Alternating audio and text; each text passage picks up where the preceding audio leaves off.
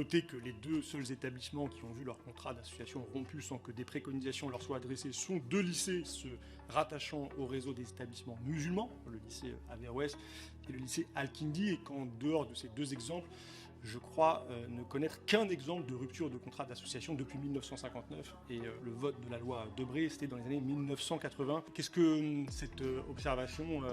vous invite à un commentaire éventuel? Je n'appelle pas de commentaire de ma part.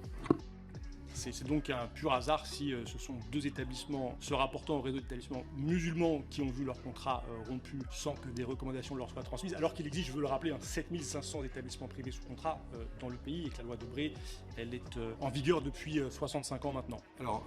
deux choses, moi j'ai pas de statistiques exhaustives sur le cas dans lequel ça a été fait, et non, ça n'est pas un pur hasard, puisqu'on ne prend pas les décisions au hasard, comme je vous l'ai expliqué, ces décisions elles sont motivées sur les faits qui sont constatés, leur gravité, le caractère remédiable ou non, et l'ensemble des choses que je viens de vous dire. Qui évalue et juge de cette gravité? Alors, ce sont les préfets qui prennent la décision, et donc est-ce que c'est le ministère de l'Éducation nationale qui finalement a le dernier mot, ou est-ce que c'est plutôt du côté des préfets que la décision de rupture du contrat d'association en dernière instance est prise? C'est effectivement une décision qui appartient au préfet.